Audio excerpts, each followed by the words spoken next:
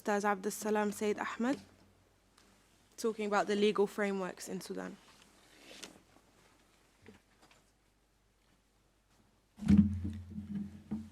السلام عليكم. السلام عليكم ورحمة الله. بسم الله الرحمن الرحيم. والصلاة والسلام على أشرف خلق الله سيدنا محمد بن عبد الله. بسم الله الرحمن الرحيم.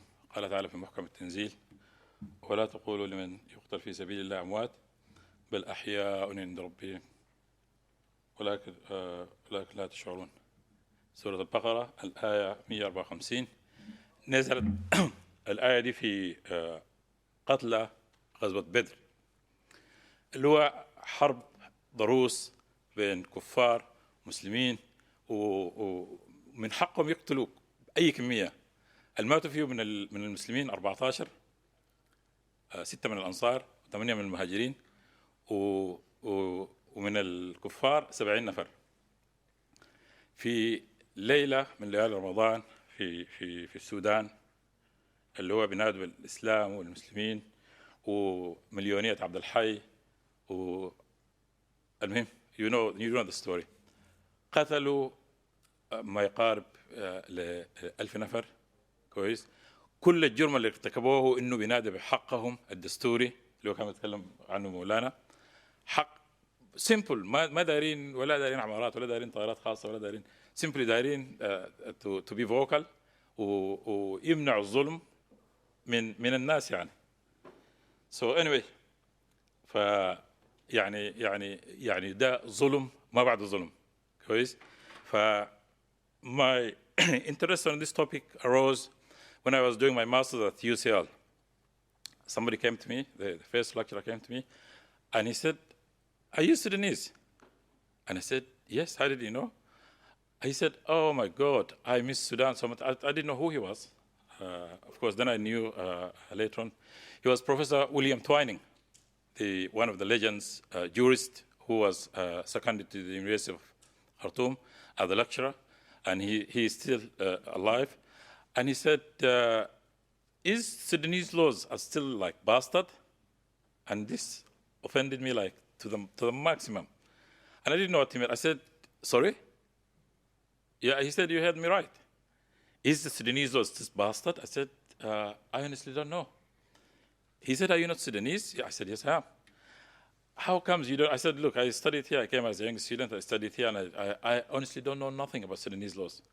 And I decided to dig deep down into this, and I found it really and truly, the word bastard is even less description to the Sudanese laws. Part of it is Indian, part of it is Saudi, part of it is like Jordanian, part of it is Egyptian, part of it is like custom law. Anyway, you will see now. The purpose of this talk is twofold. One is to highlight the sources of the Sudanese laws and to critically evaluate the outcry of the so-called Sudanese scholars about Sharia laws and the fact that if the civilians government is elected, will make them lose the Sharia laws. Nonsense. Nothing of that is true. The second fold is, of course, to suggest reforms. And by the way, this was done before the massacre of the 29th of Ramadan.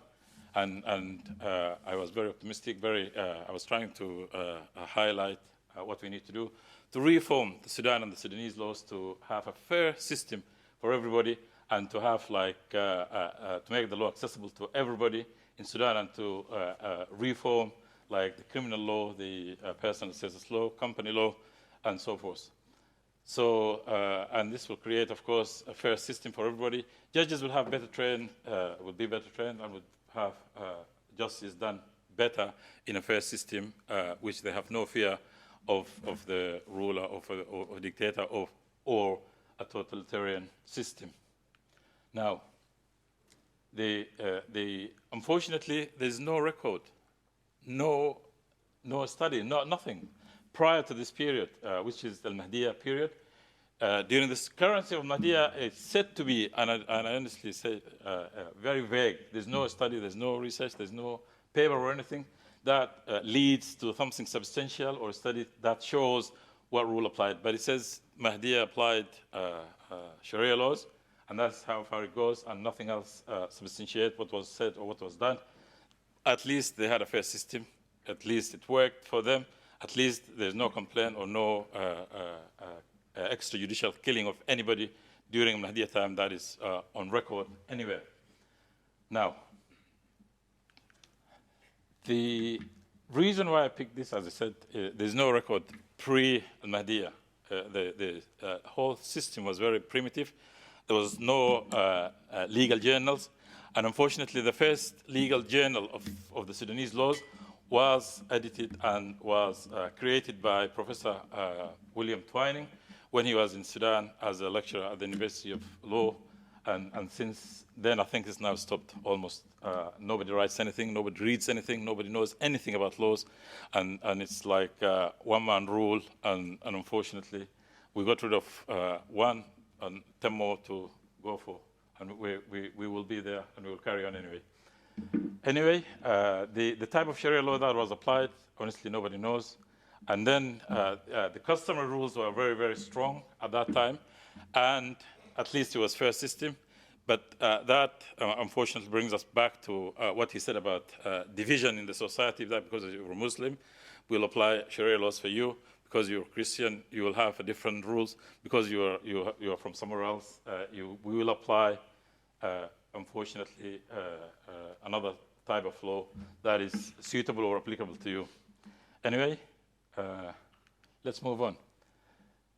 The reason why this was so unfair and there were so many systems of rules within the same country or within the African continent that the colonial system, I think, preferred to have like a different plural system that kept the customary or local courts or local magistrates, and to have sophisticated English judges sitting in the urbanized areas, and to leave the indigenous legal system in place for people to be judged on whatever they've done or not. In Sudan, for example, we have Mahakim al-Umad, which is unfortunately a system nobody knows what knowledge. If your father was like somebody who was somebody, you're lucky to have this for life. It's like life heritage, and you become a judge or umda, and you sit as a magistrate, ruling in every matter. It doesn't matter if you know it or you don't know it, if you heard of it or not. It doesn't matter. And that's how fair the system was during the colonial system. Unfortunately, it never worked. So they kept the native courts with the Umad and with the local magistrates, and they had the sophisticated, legally trained English judges in Khartoum. Anyway, this Professor William Twining was a jurist, and he was very interested in the Sudanese laws and what went on and how they rule far in the villages. So he went on purpose to conduct a research to Medani. He didn't go to like my village, 7 days drive in 1956 to the Nubian land. So he went to Medani, which is homeland of Professor Alam and Mr. Saif. Anyway, he met the Umda, I'm sure it's one of your grandparents. So he said, can I ask you a question? He said, Belhel. So, and he said, you don't speak English? He said, no. Do you know anything about English law? He said, Belhel. And he said, do you know about the rule in Stephen and Dunhison? He said, Belhel. Anything he said, yeah, I know it all.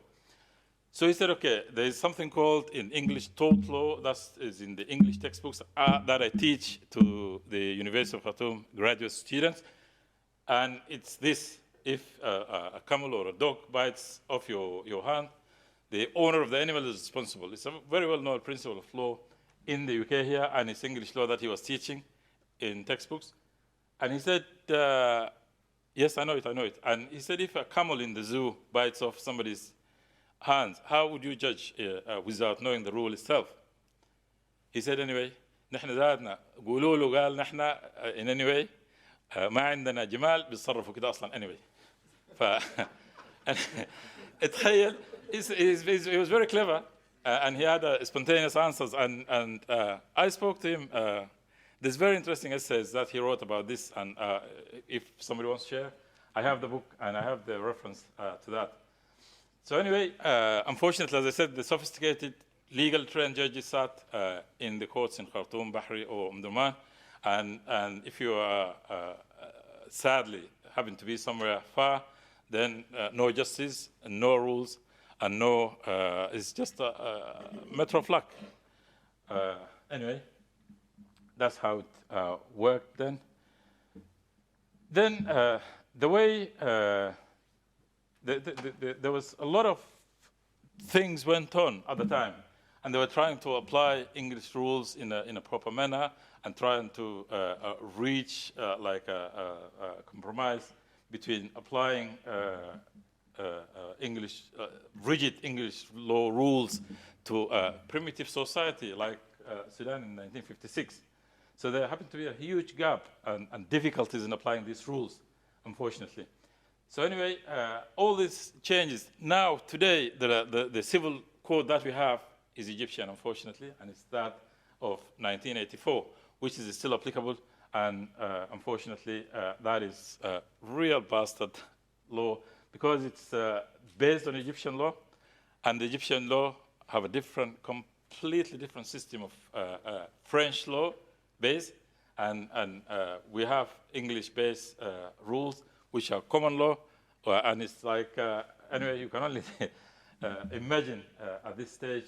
So even though they coded it and recoded it, but it's still, they went back to the 1984 civil procedure rule, and unfortunately, even that, it has a bit of Egyptian, bit of Jordanian, bit of, it's from everywhere. It's like kushari, halat kushari. So, development of English or Sudanese rule during the condominium Anglo-Egyptian rules. Of course, everybody knows this, especially those of my age. This is General Kitchener. Since those days, unfortunately, we had a dictatorship system. He was the person who would make rules for Sudan.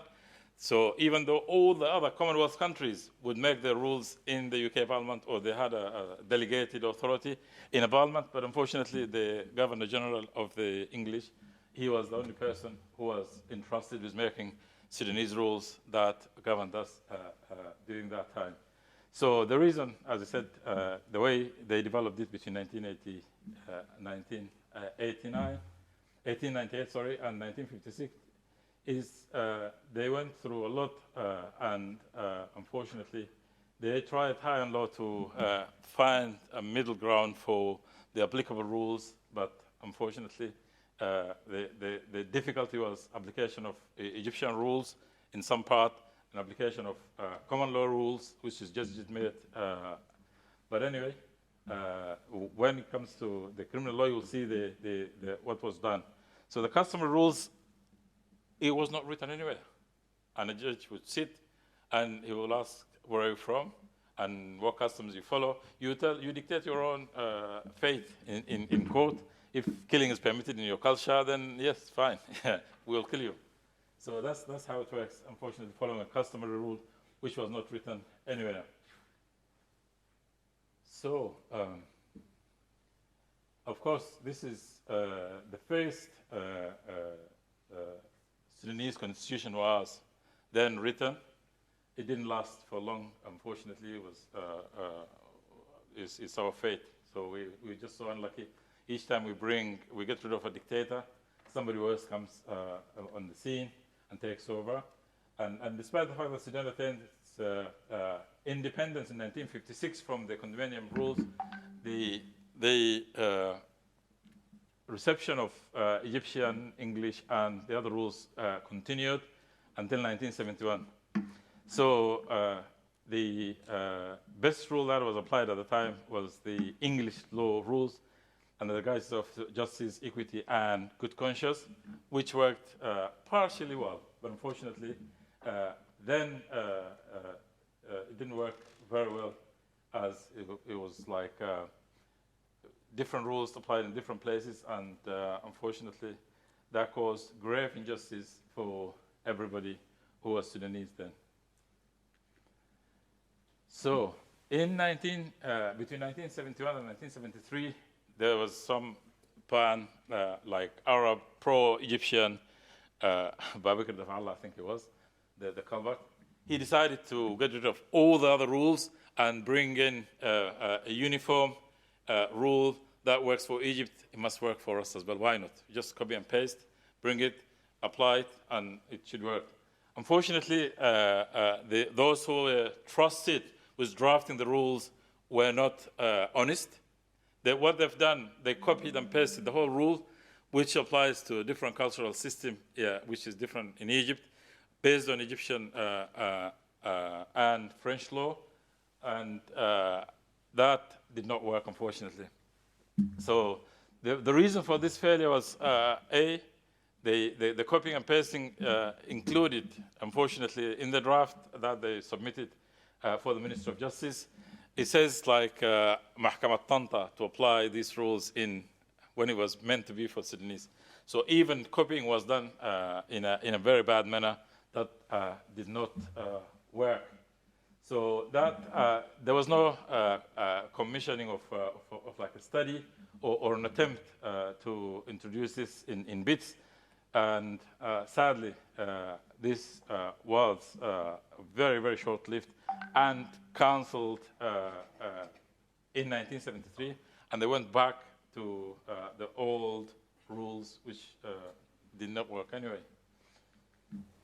So this, following the complete failure of the civil system, and this only applied to civil system, and shortly after that, it was codified like a similar to the Egyptian, but in a Sudanese way, and that was done when the new contract law was introduced, and the Sale of Goods Act was also introduced, and this bit of a shaving was done by one of those who was, I think, Mr. Zeki Mustafa. He was the dean of the College or the Faculty of Law at the University of Khartoum. It helped for a bit, but not for long, unfortunately. Let's see. Criminal law. This is where the disaster lies. Unfortunately, the British wanted something that worked in the other colonies, like the Indian penal code was brought in, copied and pasted somehow, and it didn't have the hudud. But it says they will make any offense that triable in Sharia law, they will make it an offense. But guess what? The three things: alcohol consumption was not an offense, and then extramarital intercourse was not an offense. Homosexuality was not an offense.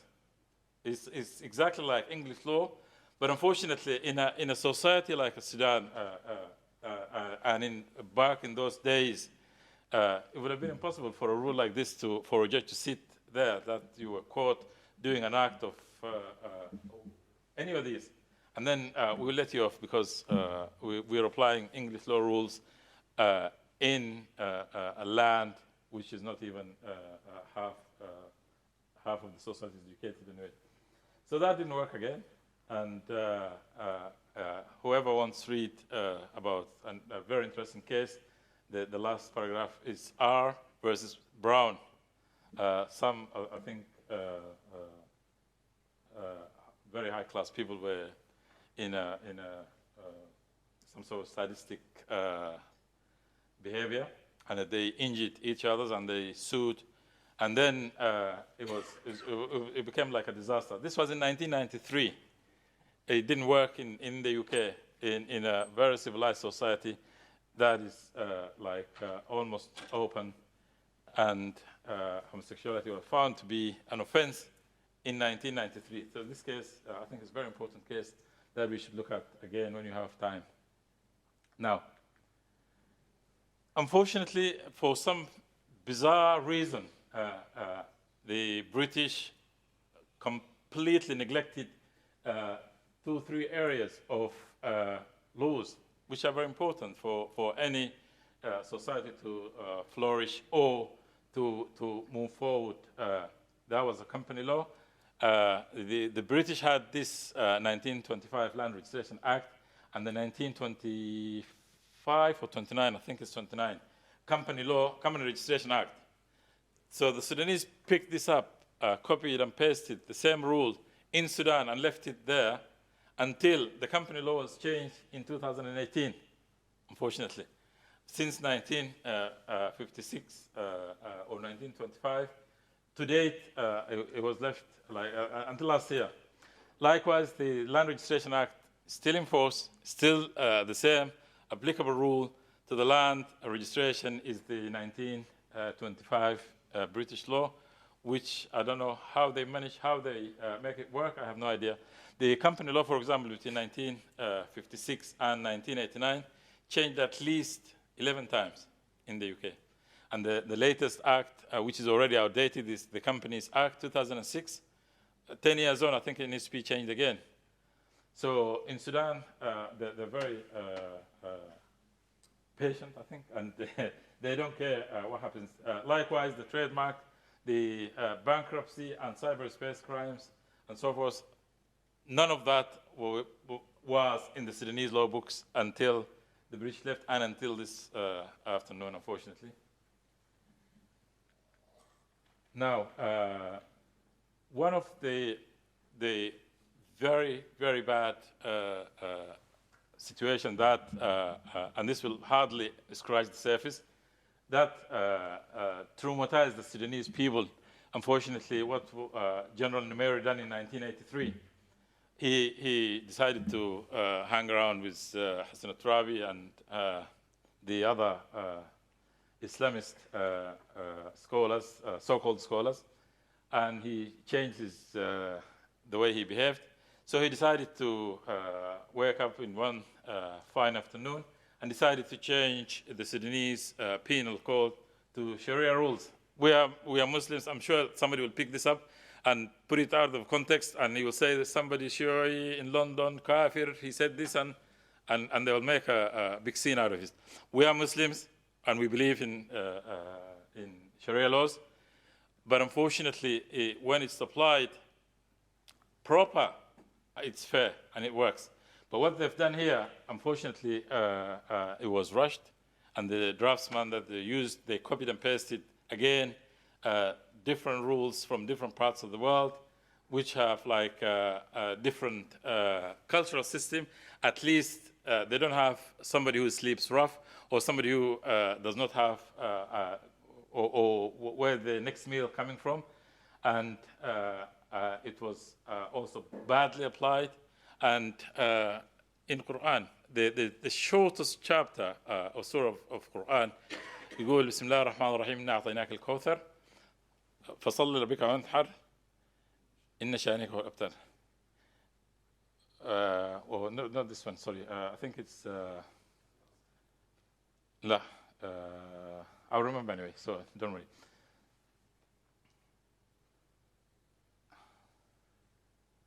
لإلاف قريش إلافهم بسم الله الرحمن الرحيم لإلاف قريش إلافهم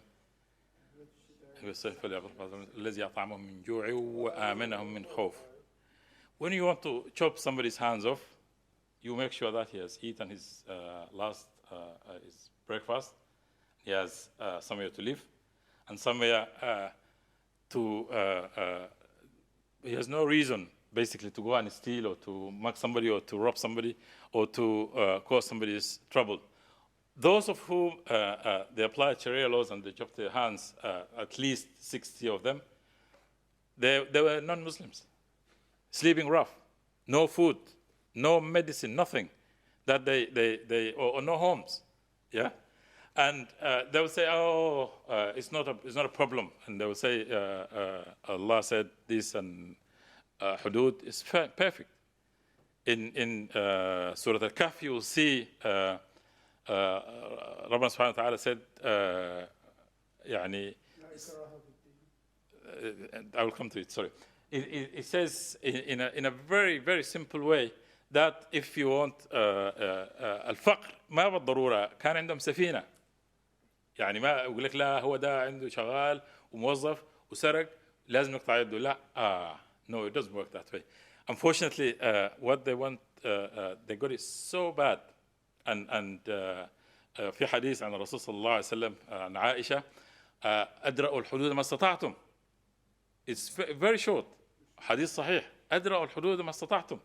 يعني والحاكم يقول إنه أحسن يخطئ ويعفي بدل ما يخطئ ويقطع يد زول. Unfortunately, the so-called scholars in Sudan, they for some strange motive, I don't know what they had in mind, I have no idea. But في سورة الكهف كان عندهم سفينة، يعني كانوا السفينة دي كان لفقراء يعملونها في البحر، كان لمساكين يعملونها في البحر، فأردت أن أعيبها وكان وراءهم ملك يأخذ كل سفينة غصبا. يعني واحد عنده سفينة كاملة كيف يكون فقير؟ هذا هو مقياس الفقر. مسكين، ما حتى المسكين. ما هو this is what I started. يعني when you want to chop somebody's hands off, make sure he has eaten his last meal. Those people did not have simple meal at the time. anyway في حديث ثاني عن الرسول صلى الله عليه وسلم عن أبي هريرة قال الرسول صلى الله عليه وسلم ادفعوا الحد ما وجدتم له مدفعا. وده حديث صحيح جدا جدا. ما أعرف الأحاديث دي غابت عنهم وين. I have no idea. all this outcry عن الشريعة وعن تطبيق الشريعة ومصير مليونية، ولو ما طبقنا الشريعة ما في شريعة مطبقة في السودان. والآن يعني القانون الساري قانون القانون الجنائي لسنة 91 ما له علاقة بالشريعة الإسلامية unfortunately. anyway يعني الواحد ممكن يكتب كتاب عن الحتة دي about the bad application, the bad drafting, the bad intention to injure our people, and the stains that was the social stigma and the stains that was caused. If you bring the head of the family and chop off his hand or his arm or leg, that you will make the rest of the family criminals. That's at the simplest. But anyway, let's move on. Now, this is interesting. They had this في القرآن ربنا قال أحل الله البيع وحرم الربا full stop. He didn't have Allah is very clever. يعني he said it in a short abrupt message أحل الله البيع وحرم الربا. What they've done, the clever draftsmen of Sudan, they came up with this. It's Sharia. نحن لازم نعمل I don't know شركات تأمين إسلامية. كل الشركات التأمين the way it works very simple. They come to London, the same syndicate insures whatever here والشريعة والغير إسلامي والإسلامي كلهم بيأمنوا بنفس الطريقة. وعملوا يعني قالوا لا نحن why can we not draft it in a clever way or roundabout way ونقول مرابحة ومشاركة it's a bogus way of disguising this in a silly way.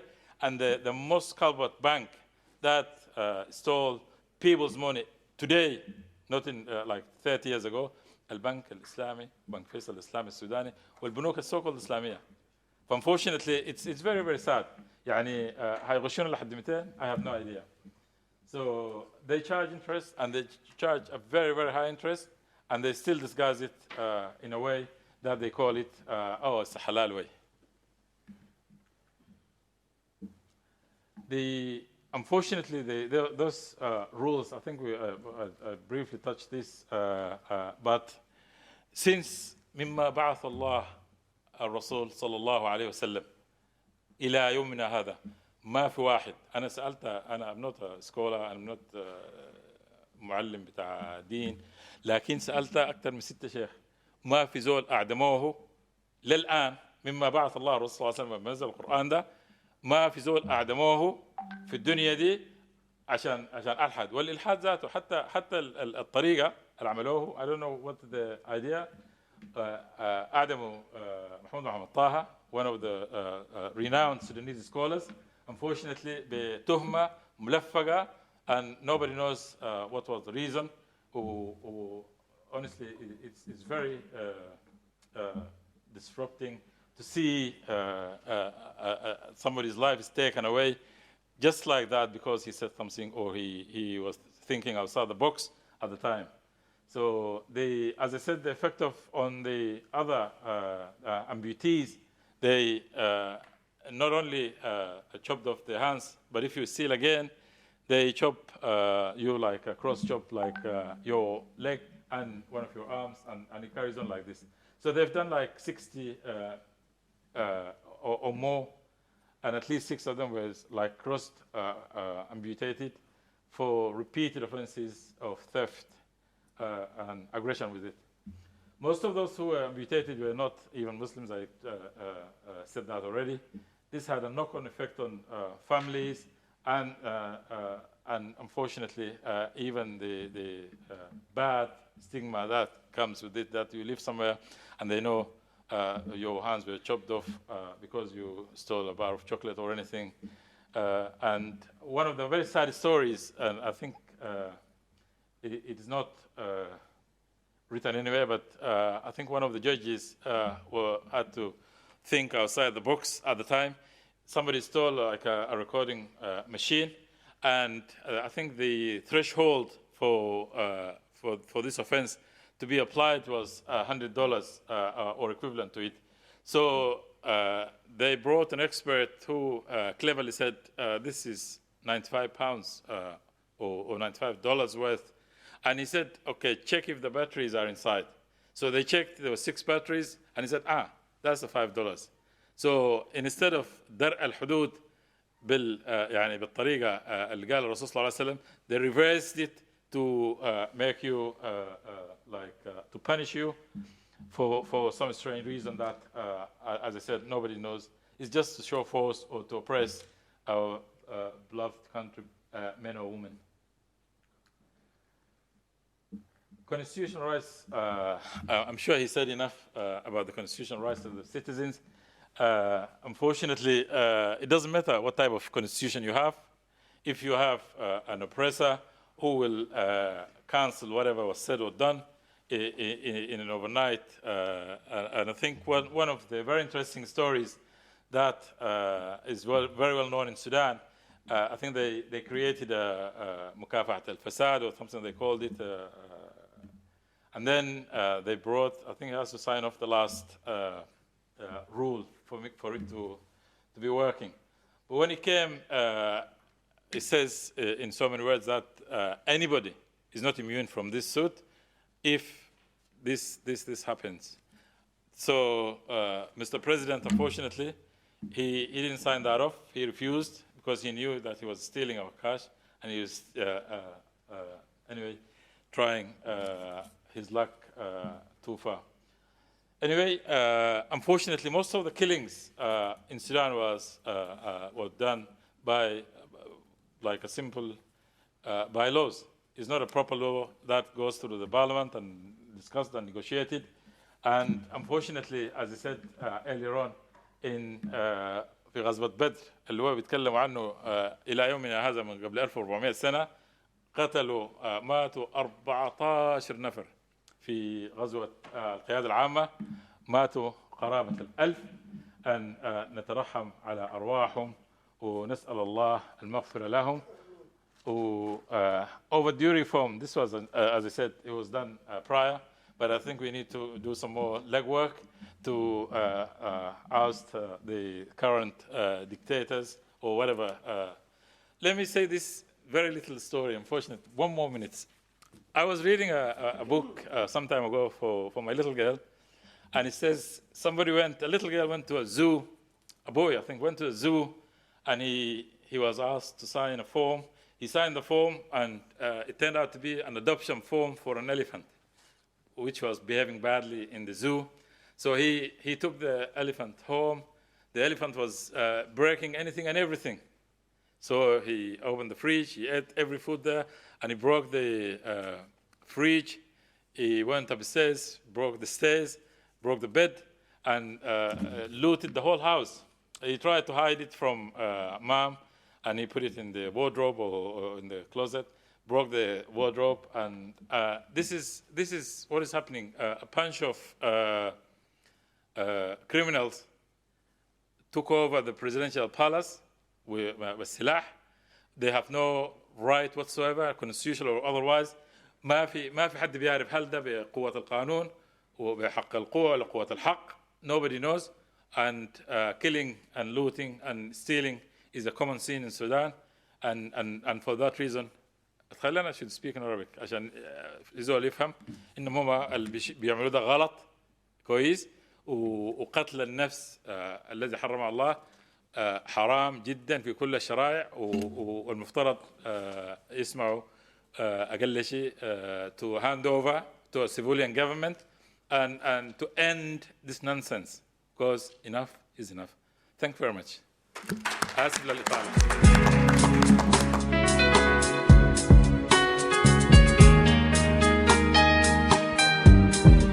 بنحلم بفضاء أوسع، بنحلم بزمن أجمل، بلاد ميلاد،